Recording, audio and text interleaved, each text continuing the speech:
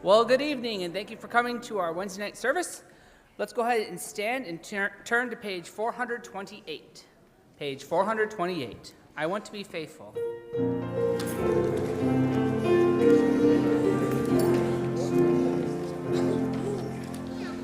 God gives to all his children talents both great and small. My gifts belong to Jesus. I'll let him use them all. I want to be faithful. I want to be true. I want to be faithful in all that I do.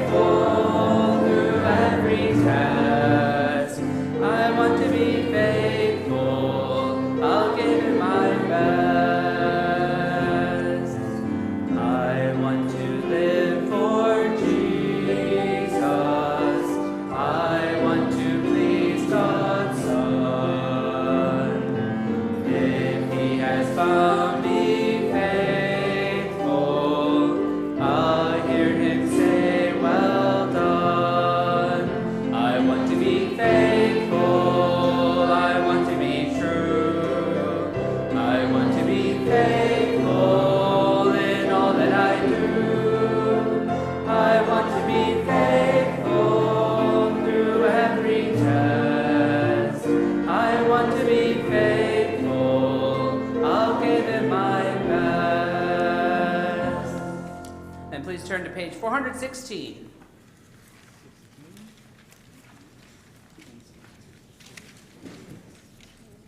If you want to be faithful to God, you do have to give of your best to him.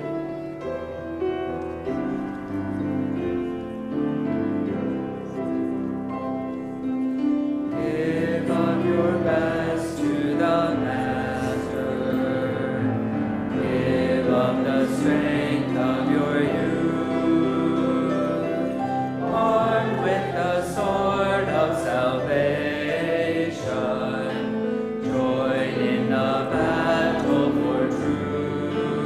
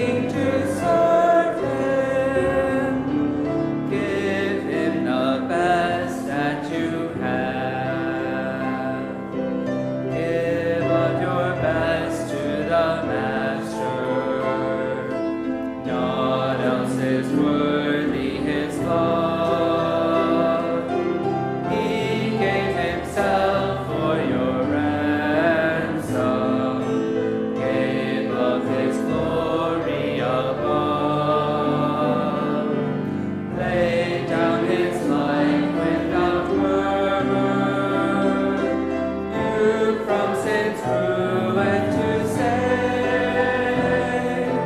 Give him your heart's adoration. Give him the best that you have. You may have a seat as we turn to page 400. Page 400.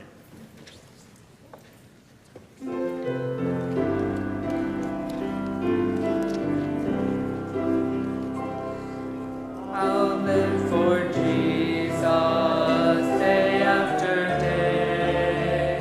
I'll live for Jesus, let come what may. The Holy Spirit I will obey and live for Jesus day after day. Through every day, new joy I find. He gives to me real peace of mind until the day when Christ I'll see. I'll live for Jesus who died for me. Good singing, thank you. Good evening. Hey, thanks for being here tonight. We are glad you're back. Great summer so far and a great week this week. As I think most of you know, we're working on memory verses together as a church family this summer. So we're going to review those for a little bit, then introduce our new memory verse, which will be the text our first sermon will be from. Our first memory verse was on the topic of being considerate, and it was found in Philippians. Who thinks they can say it? All right, Lydia, what is it?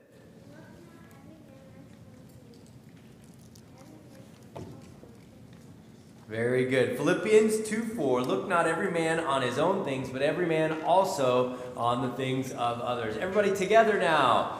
Look not every man on his own things, but every man also on the things of others. Excellent. Next verse was on being generous, being a giver. Yes, ma'am.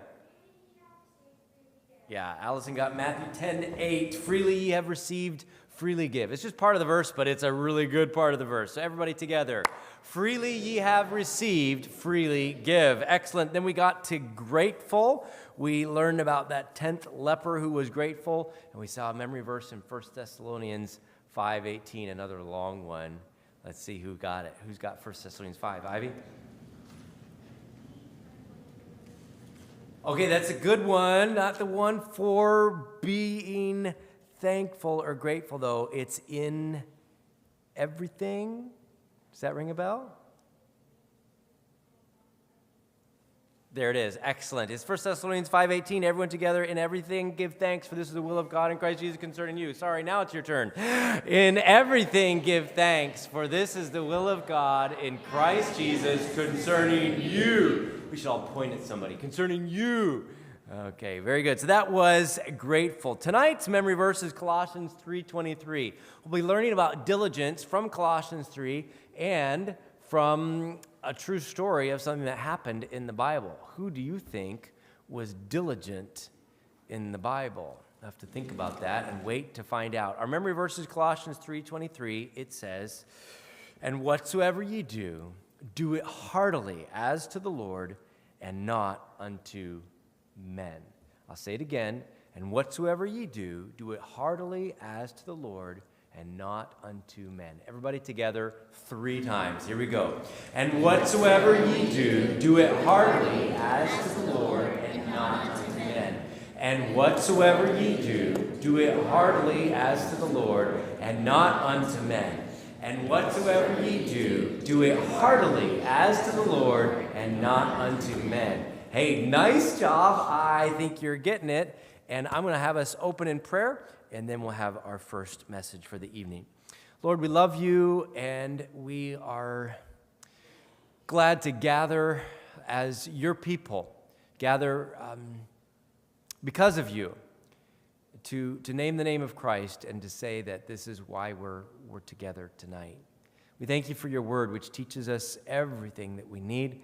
I pray that you will help us to understand well and submit well to what your word says. Help us to not just understand, but to live, to be doers of the word. I pray that you'll bless the men who will be giving the truth to us. Lord, that you'll give them clarity and calmness and energy all at the same time, and that you will help us to be careful and attentive listeners. We love you and ask for your blessing in Jesus' name. Amen.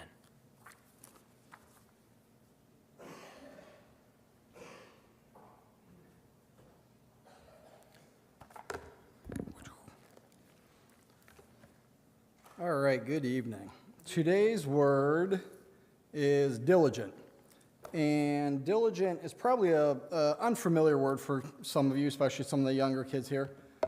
Diligent is a constant effort to accomplish something. It's being attentive, it's being persistent in what one does. A good word for diligent would be a hard worker.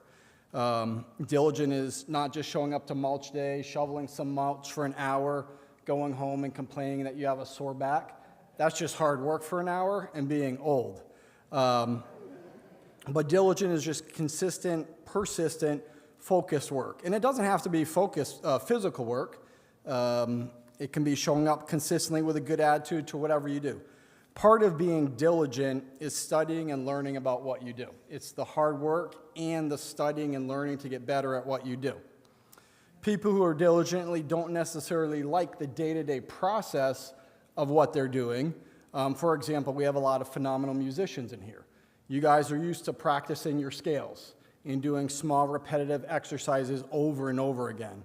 When I was in middle school, we would constantly practice free throws. Nobody liked that, but we did it because we wanted to be good at what we did. So in a game, we were good. And by the way, go Celtics. But people are diligent because they like the end result. You practice your scales, you practice your free throws because of the big concert at the end, because of the competition, whatever you're doing. Diligence isn't also just in work. It can be in all things that you do. For example, if you've been to my house, you know that I have a small addiction to plants and gardens and flowers and all that stuff. God told me to stop when I started my 4th garden because I didn't have enough time to do any more. I start my garden in the spring in March. I do it in my garage. I'm planting little tiny seeds in the soil. I got my grow lights in there, kind of like a lab that might get me in trouble someday. I'm watering them.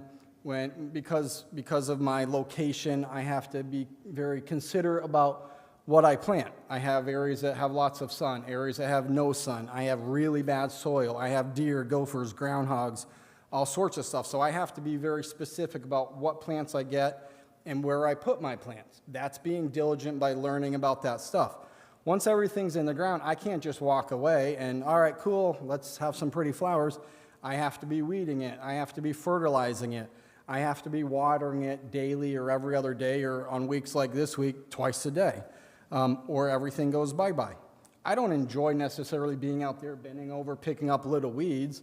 I do it because I like the end result. I like seeing a tiny seed turn into one of those hibiscus flowers that's as big as your head. Those are pretty cool. I like the hard work that I've put into my hydrangeas that will be blue eventually, once I can get the acidity enough. That's diligence. Diligence is just working hard every single day or opportunity to accomplish what you need to accomplish. The opposite of diligence would be like a sluggard, lazy, a bum. This is the unemployed 25-year-old that's in mom's basement playing Call of Duty with his other unemployed friends. The Bible definitely has a lot to say about these type of people. Not very good. You don't want to be that type of people. A lot of these character traits that we've talked about, considerate, generous, grateful, and now diligence, and the other ones that we'll do, they're all heart issues. If you struggle with these character traits, you need to reflect on your heart because your heart's not right.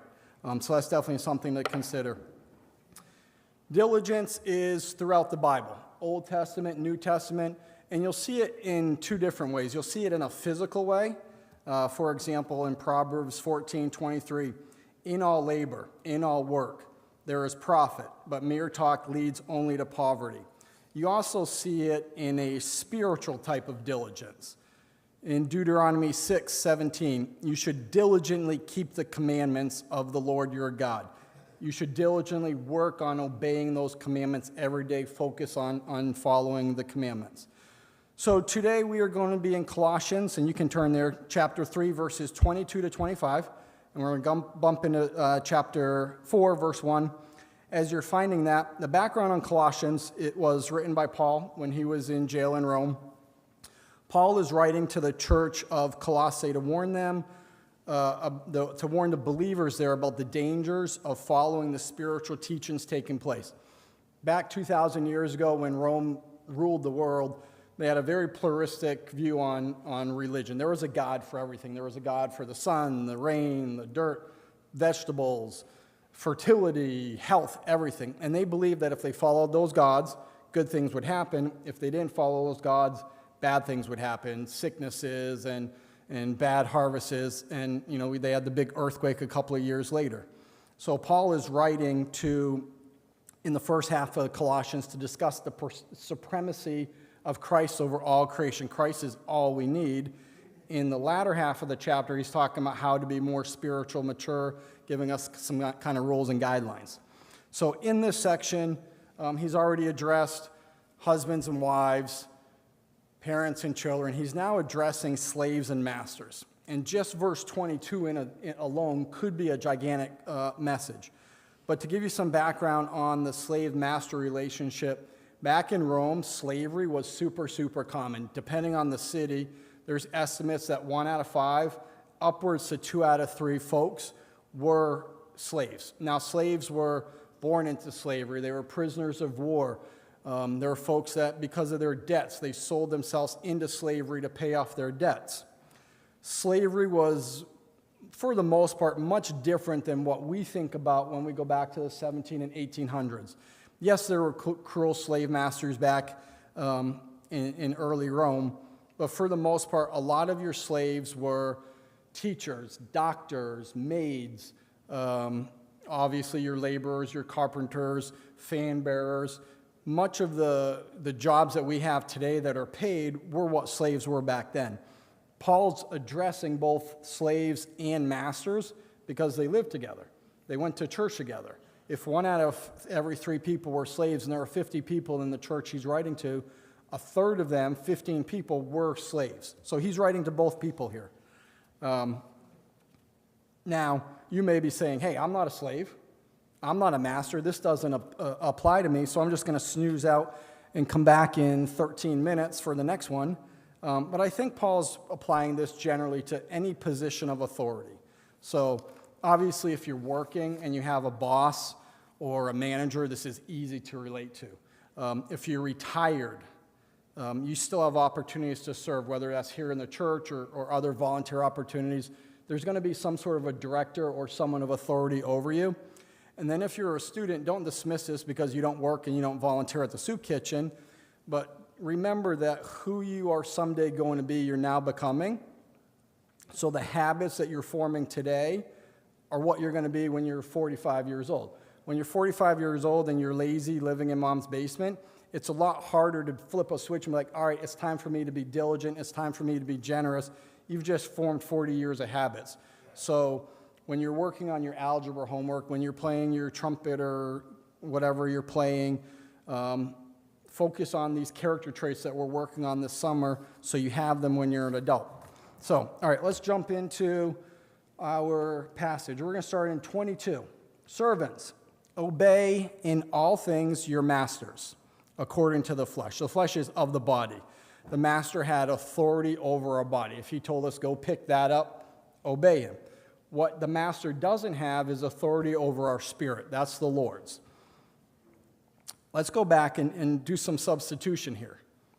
So we're not going to use the word servants, and we're not going to use the word masters. Employees, obey in all things your managers, your bosses.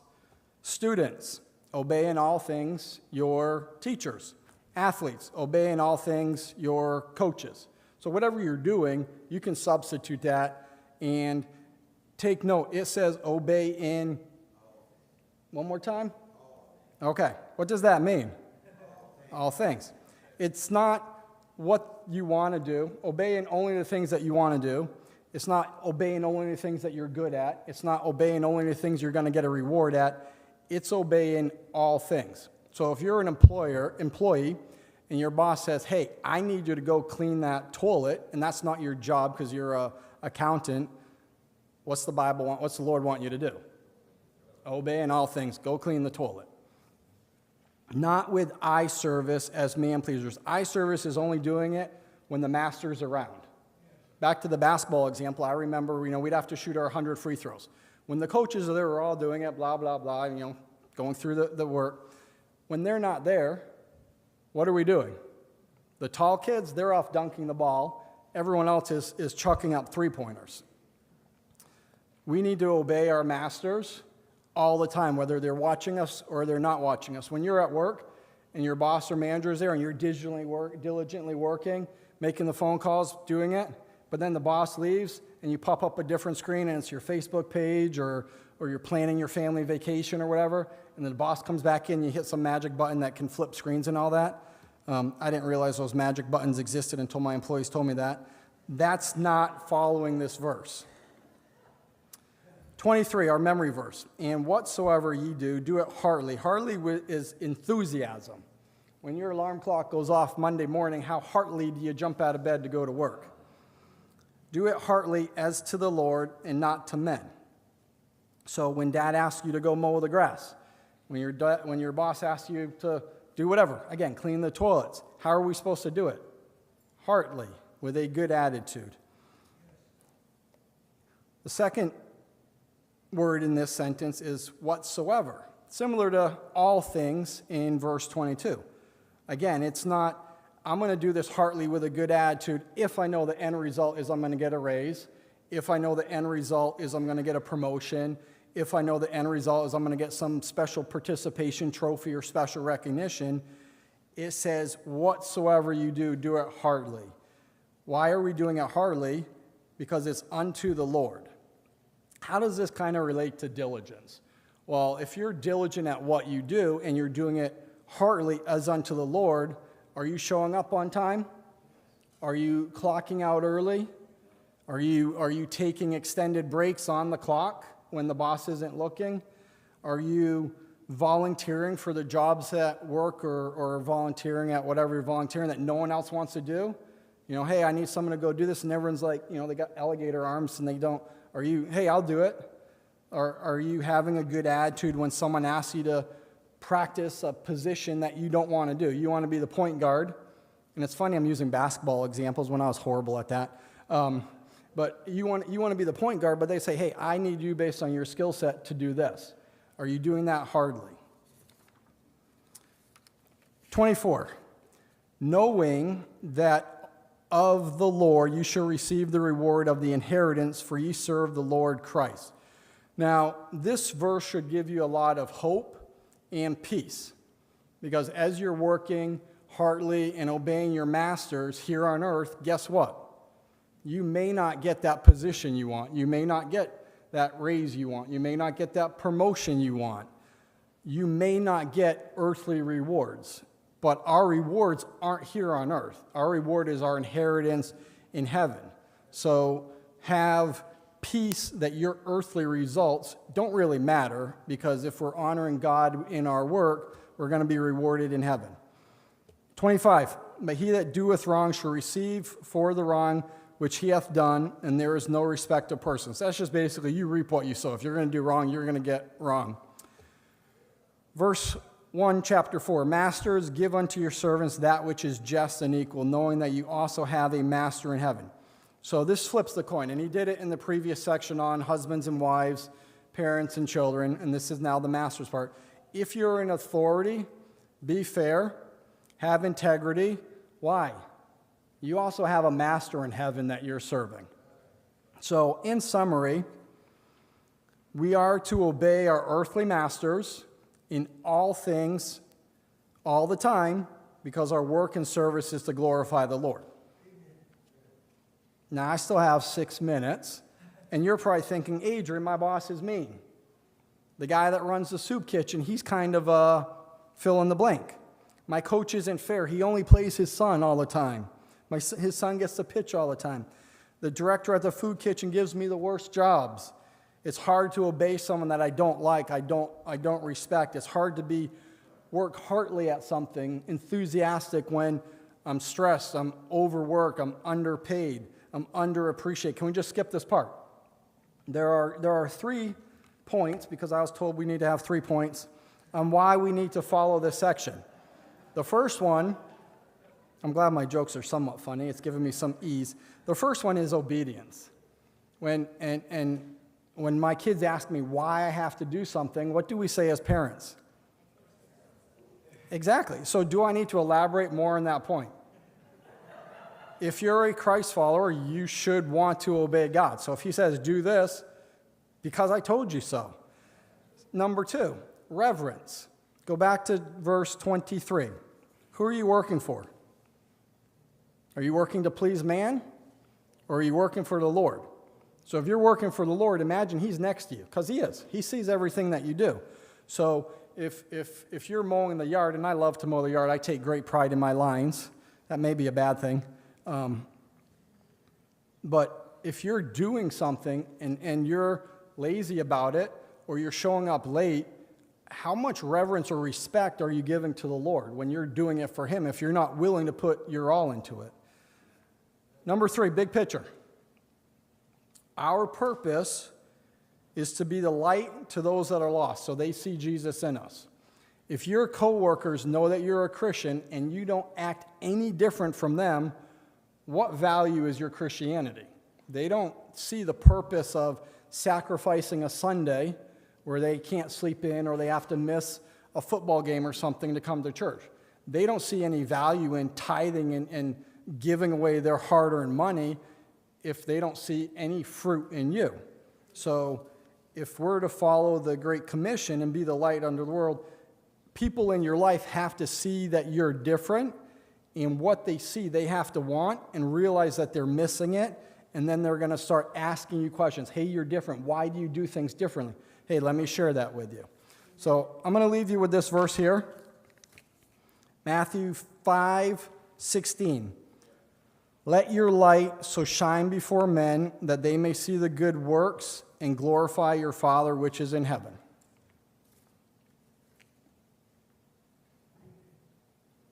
$16.46. I was worried you were going to cut the mic off.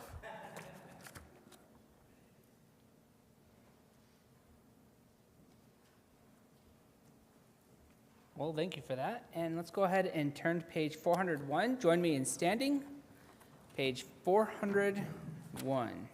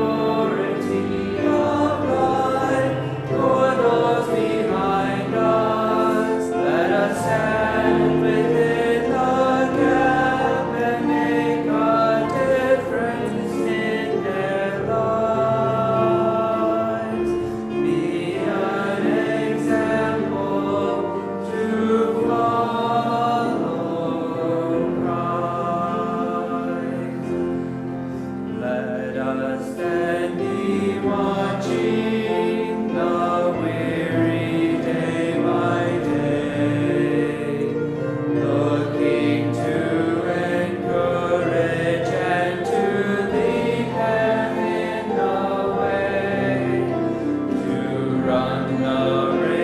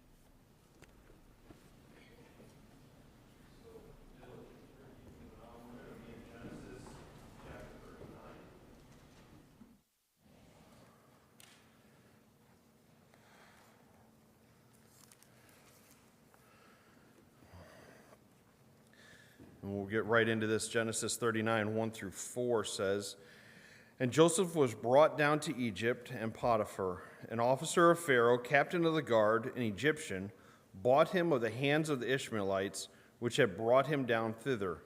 And the Lord was with Joseph, and he was a prosperous man, and he was in the house of his master the Egyptian. And his master saw that the Lord was with him, and that the Lord made all that he did to prosper in his hand. And Joseph found grace in his sight, and he served him. And he made him overseer of his house and all that he had put into his hands." As I was studying this, we kind of were picking out, as we're doing these narratives, we were picking out, who's an example that we can use, and Joseph was one that popped to mind. But as I was studying this and thinking about it, it really struck me, where did Joseph's diligence come from? Because the vision I had of him was he was this favored child. He was doted on and protected by his father. He had been given, favorited gifts. He was a tattler. And just kind of where did that diligence come? It seems so counterintuitive to the charmed life that you would imagine that he had, and being a bit spoiled. And I think I just had it wrong. As I looked at it and went back and was looking at the chapter 37, he reports on his brothers and the what we often see as tattling, but I think there was something that was truly wrong there. He was giving his father an honest report, and it needed to be told to his father. Chapter 37, verse 2 says, "Joseph, being 17 years old, was feeding the flock with his brethren, and the lad was with the sons of Bilhah and the sons of Zilpah, his father's wives. And Joseph brought unto his father their evil report." He simply states that he told him what happened, and it wasn't right.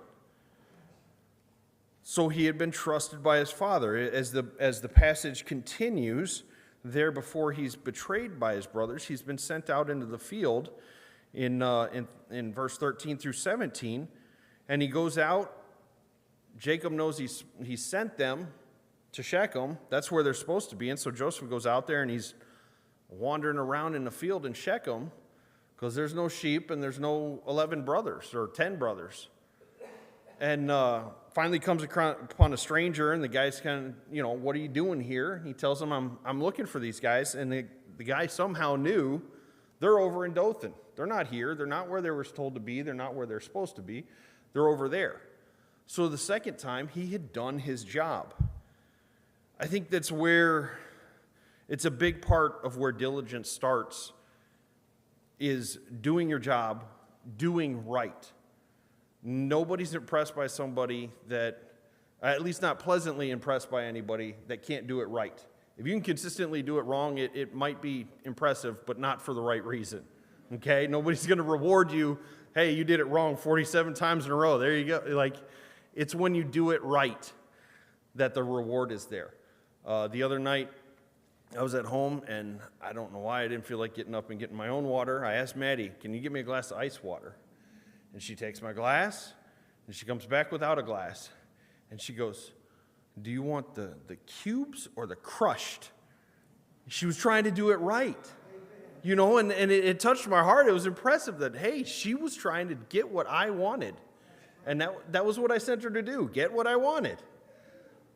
So, step up. You've got to do it right. You got to start with doing right, and that's where your diligence is going to start. As we move forward in chapter 39, verses 5 and 6, they say, "And it came to pass from the time that he had made him overseer of his house and over all that he had, that the Lord blessed the Egyptian's house for Joseph's sake. And the blessing of the Lord was upon all that he had in the house and in the field. And he left all that he had in Joseph's hand, and he knew not aught he had, save the bread which he did eat. And Joseph was a goodly person and well favored." It's impressive to me that the Bible describes it as Potiphar had no idea what he owned beyond what was served to him at dinner. He didn't even bother to check the bank account. He knew it was growing because Joseph had it. He didn't need to worry about his flocks and his fields because Joseph was seeing it, and he knew the abundance was coming in. It's spectacular to see that, that was the level of trust he was given. But Joseph embraced that the work he was doing was to God. He somehow took the mindset that despite the fact that he had been sold off, he had left his family, that this was a horrible time for him, that it was God's plan. He somehow had an understanding, and I don't know if in the back of his mind he still had those dreams, like my brothers are still going to bow to me. My mother and father are still going to bow to me. I don't know how it's going to happen, but something within Joseph held on to the idea that I am serving God. As I studied this passage, it was brought to my understanding that in the stories of Joseph, it starts in chapters 36 and 37, Jehovah's not mentioned. The word Jehovah is not mentioned in 36 and 37. Chapter 38 is Judah's sin. It's not mentioned there. But in chapter 39, with Joseph in Potiphar's house, it's mentioned 8 times. And through the rest of Joseph's story, again, it's only mentioned one more time.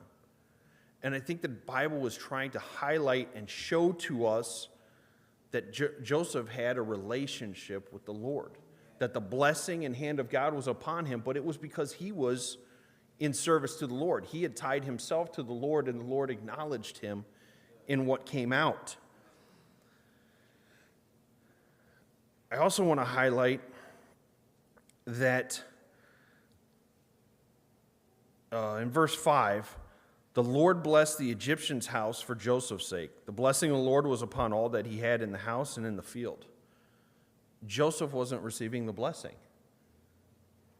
Yes, he was blessed because of Joseph, and his work was producing and bringing more and more, but it was all Potiphar's. It was in his name. And I thought that goes so well along with the Colossians passage. You know, it's addressed to servants. You know, Adrian spoke about it was addressed to workers. It was the common worker throughout their culture, that it wasn't bringing forth this work. It doesn't bring forth the fruits of our labor. It's not building us up wealth. Yes, you get a paycheck or what have you, but it's not accumulating this mass. You know, as your business grows, you might get a small reward, but it doesn't pile up behind your name. It goes to your employer. And it was the same for Joseph, but yet he took that in. Joseph doesn't see the material wealth, but he gains wisdom and management skills that he would need later. It was God's plan for him. God didn't need him to be wealthy. He needed him to be prepared to run Egypt down the road. We also see that he understood this was God's work in verse 9. When Potiphar's wife comes to him, and he says, there is none greater in the house than I, neither hath he kept back anything from me but thee, speaking to Potiphar's wife, because thou art his wife. How can I do this great wickedness and sin against? He doesn't say Potiphar. He's referring to Potiphar. Potiphar's exalted me. He put me in charge of his house. He's done all this stuff. But he doesn't refer to sinning against Potiphar. He refers to sinning against God. Because that's what he viewed. He saw that his actions he was working for God. He was working to honor God. Yes, it was in the service of Potiphar, but it was ultimately for the honor of God. And that's where, and so when he says, I can't sin against God, after Potiphar's blessed me, I don't want to sin against God. Well, we know the story. It doesn't go well for Joseph. The false accusation. Potiphar has him thrown in jail. This is the second time he's been thrown in a pit and forgotten about. But what occurs? He again goes forward with the right attitude, understanding it's God's plan. He's doing whatever responsibilities were given to him right, and he gets a few more, and he gets a few more, and over time, Verse 20 picks up, and Joseph's master took him and put him into the prison, a place where the king's prisoners were bound, and he was there in prison. But the Lord, again Jehovah, was with Joseph and showed him mercy and gave him favor in the sight of the keeper of the prison. And the keeper of the prison committed to Joseph all the prisoners that were in the prison, and whatsoever they did there, he was the doer of it. The keeper of the prison looked not to anything that was under his hand, because the Lord was with him, and that which he did, the Lord made it to prosper. Consistency. He did right, he did it for God's plan, and he did it repeatedly. He did it, he had earned the trust of his father, he had done right and given right reports to his father. He had gone before Potiphar, he had been thrown, sold by his brothers, removed from his family, in a foreign land. He was in an awful position, and it wasn't fair. It wasn't like it was a punishment for something he did. All right, I gotta take this. No, he did it right. He was doing right, and he was receiving what would be seen as a punishment. But he took the right attitude before God. He did right in Potiphar's house and was exalted. And then, what was his reward for that? Back in a pit and forgotten about. But his consistency, his commitment to doing right and seeing it as God's plan, he was exalted again in the prison. There's a sports adage I've often heard, and I've shared it myself. It says, don't practice till you get it right. Practice till you can't get it wrong. Your habits, your form, your technique is so ingrained, you've got it down that it becomes a struggle to try to do it wrong. You have a favorite musician, that piece that you love to hear them play, they probably didn't practice till they got it right. They practiced until they couldn't get it wrong, until it flowed out of them, till the muscle memory and the development of it comes from within and just flows out. And you put the piece before them, they take the instrument, and they can just go. It works with your musical instruments and sports. It'll work with your schoolwork. It'll work with Bible verse memorization, manners, respect, gratitude. It works for all kinds of physical and mental tasks. How many times does somebody hand you a pen and without thinking, what do you say? Thank you. They hold the door, thank you. We don't think about those things. Why? Because when we were little and we were at the bank and the teller was like, here's a sucker, what do you say? Somebody here at church, your dress looks pretty. What do you say? Right? Mom made sure that thank you came out. And now my kids walk up to me and give me a dirty Kleenex, and I say, thank you. Thank you. But it's because it's been ingrained and it was built into us, and it comes out of us.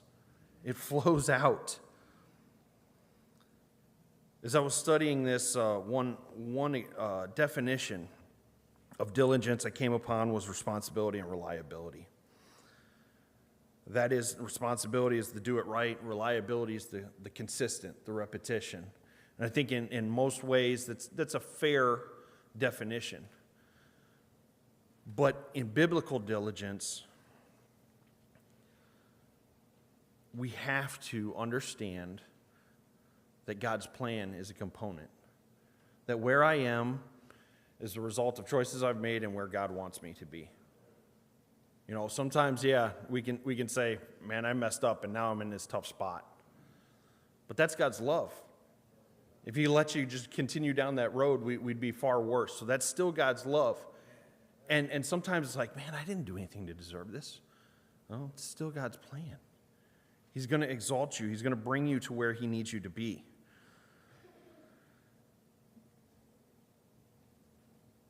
As we go through life, and at times we did right and we did it consistently, and yet we're in a pit and we're forgotten about. What can carry us through and help us to continue to do right and do it consistently is that understanding that this is God's plan. This is the place that God has for me. In summary, like Joseph, God has a plan for you. It may not and probably won't be the exalting you to the overseer of the nation. But it doesn't make Proverbs 22:29 any less true. Proverbs 22:29 says, "Seest thou a man diligent in his business? He shall stand before kings. He shall not stand before mean or average men." If you've done your work with diligence, it shows up. People notice, okay? Your boss's boss goes, "How come a third of whatever comes out of your department looks so much better than the other 2/3? Well, I've got 3 designees, and that one does it, and those 2 collect their paycheck."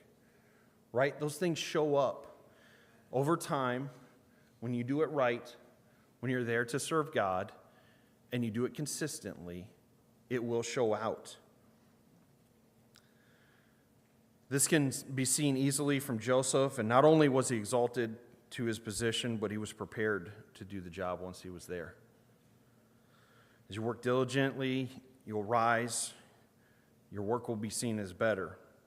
When we look at Joseph, as he took care of Potiphar's house, he budgeted, he managed personnel, he managed resources and grew them. He got thrown into prison. He was now again in bureaucracy, dealing with people, getting people to do stuff that they didn't want to do. How much more training or how better fitting could he be for being the governor, where he had to manage the 7 good years to last over the 7 bad years? He had to deal with the government. He had to make sure the personnel took care of it, the finances, that it was appropriately priced. All of that was taken care of as God's plan to save much people alive, as Joseph said to his brothers, right? He was ready to be governor of Egypt because he was diligent in the tasks and opportunities that he had.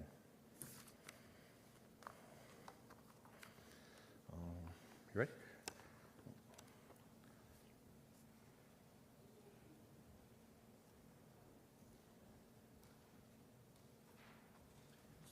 Boy, I appreciate our men, don't you? Doing a wonderful job in studying and sharing the word with us. What's that memory verse again? Colossians 3:23. I'm checking to make sure I don't say it wrong. Okay, are you ready? Let's everybody do it a few times, and then we'll let a couple people say it, okay? Colossians 3:23. And whatsoever ye do, do it heartily as to the Lord and not unto men. 2 more times. And whatsoever ye do, do it heartily as to the Lord and not unto men.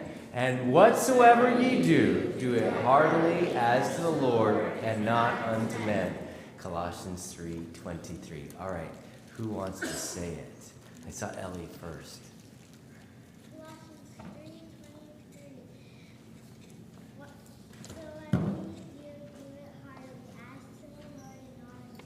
Excellent. And I saw someone in the balcony. All right, yes, sir.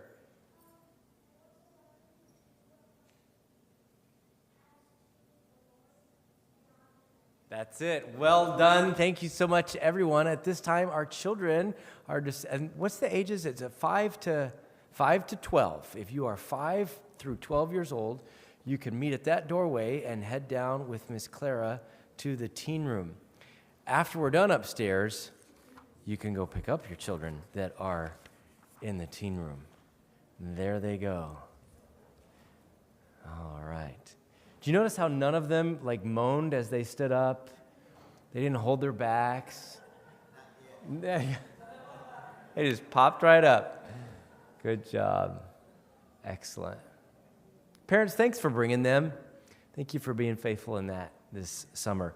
We're going to have our micro groups, okay, so we're not looking for necessarily a big group of 12, preferably 2 to 4 people, where you can really be honest with each other and talk about what you're learning and how you're needing to grow.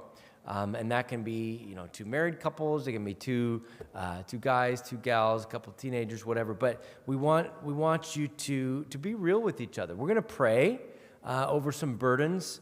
We're going to pray for some missionaries. And here's the 2 questions I want you to ask to each other, okay? So if you need to write these down, you can. 2 questions relating to our sermon for you to ask each other about diligence, all right? So the first one is, what area of your responsibility do you need to do as unto the Lord? Parenting, your job, housekeeping, some area where you're responsible and you've not really been doing it for God. You've just been doing it with eye service. You've just been doing it for what it looks like.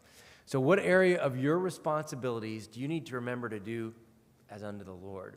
And then the second question will be, what is God convicting you about doing right consistently? Remember, you keep doing it right until you can't do it wrong. You do right faithfully even when you don't feel like it. Both men touched on this. What is God convicting you about that you do right sometimes, but you need to do it right and you need to do it consistently right? So those would be our questions after we have these announcements and prayer requests, okay? So a lot of announcements, of course, busy summer. Remember, this Sunday night will be the farewell fellowship for the Dong family. Probably not their last service here, but it'll be when we have our cake after the evening service for them. They could still use some moving boxes, I think. So if you have boxes that you've been hoarding in your garage like I did, because you never know when you need a good box, you know? Am I the only one? Oh, good. I'm not the only one. All right. So if you have boxes you could share with the Dongs, they would appreciate that. Bible camp meeting for all volunteers and teachers this Sunday at 5 p.m. That's before the evening service. So 5 p.m. before the evening service, all volunteers meet in the teen room is probably getting set up. So you'll meet somewhere in the building. Okay. Bible camp then is June the 24th to the 28th. We could use all kinds of people to help in different positions. So please see Mrs. Kuipers or Pastor Peter if you can do that. We need chocolate chip cookies, and they need it for camp too. So you can bring them to my office or you can bring them to the church kitchen. Either one would be fine. We also would like to have some allergy-free cookies, some allergen-free cookies. We don't want cookies that either have allergies or that give allergies. We just don't want cookie allergies. All right, and then we need help for decorating and setting up on Friday in the morning at 9 o'clock. We could use some more nursery workers, either for the summer or for long-term. And our men's fellowship is this Friday night, 6:30 at the Shabbat's house. Ribs are being served up, and you get to bring your own sauce and share. So it should be a saucy men's fellowship, right? That'll be fantastic. Just kind of a praise, announcement, thank you, whatever. God has given us a lot of people doing things heartily as to the Lord. And so I appreciate, and a lot of you would have no way of knowing, and so I'm going to tattle on him since he's not here. If you've been missing Brother Steve Honeysett, with him, work is like feast or famine, and sometimes he's laid off. Right now, he's working 7 days a week, 10 hours a day down in Kokomo. He is just working. Well, they gave him Father's Day off, and so you saw him here Sunday morning, and he spent all Sunday afternoon working on a renovation back here. And I really, really appreciated that. And then he headed back down to Kokomo. So that's where he is now. And he did that because it was his only chance to help us do what needed to be done. And I appreciated that. And I knew you would as well. So I wanted to brag on him just a little bit. A whole truckload, literally, of our guys went out to Rockford on Monday and lifted about 10 metric tons of science equipment and carried it in. We had teens, adults, all kinds of folks out there, and brought it back here. We had a huge moving truck filled up, then we unloaded. We had more people volunteer and show up, and it is exciting. We have a lot of loot for our science program, and we're thankful for that, and wanted to mention that we appreciate so many people who've given so very much to make this happen.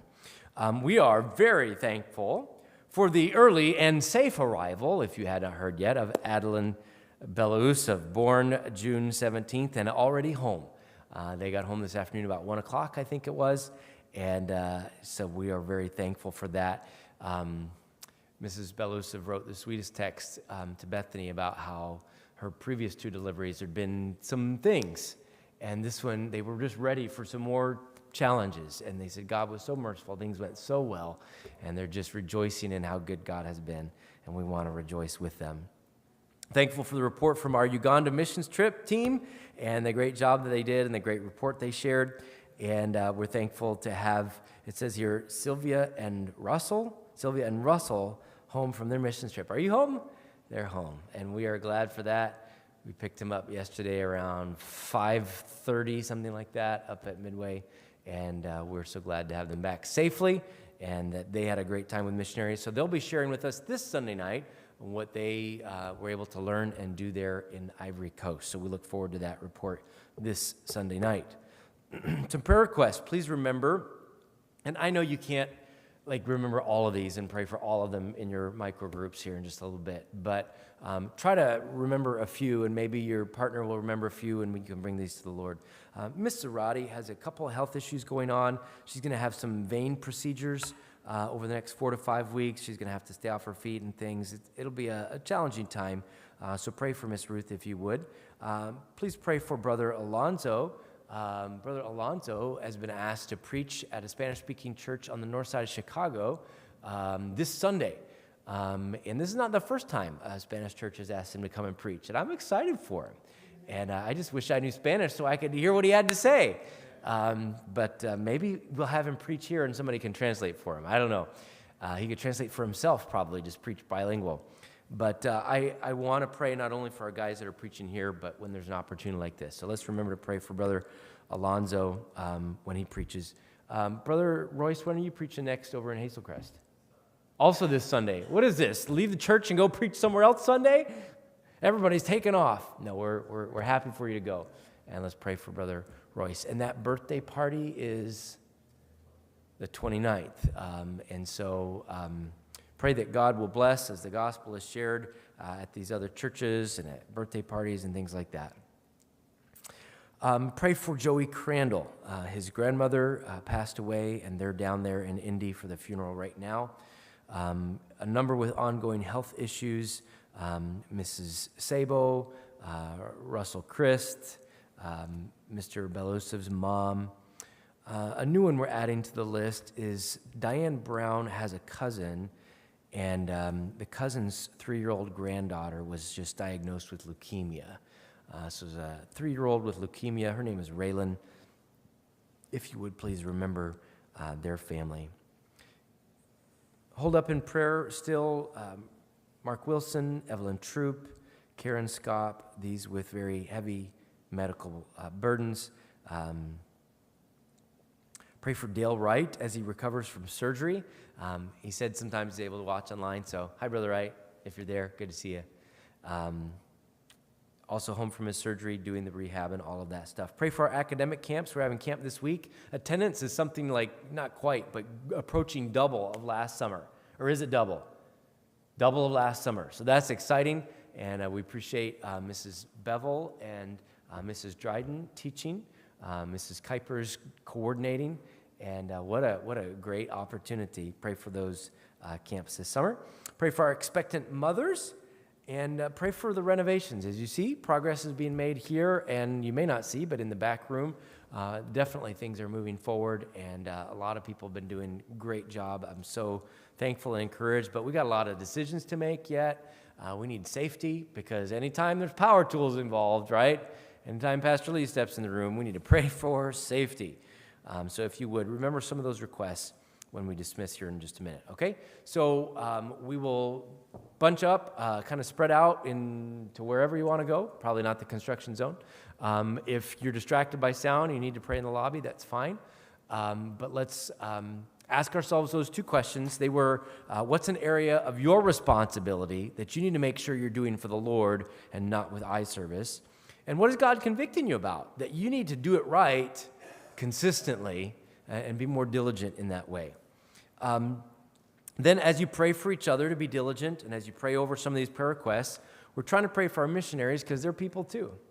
Pray for tonight Ellie Johnson. Ellie Johnson is on furlough right now, but she'll be going back to her field soon.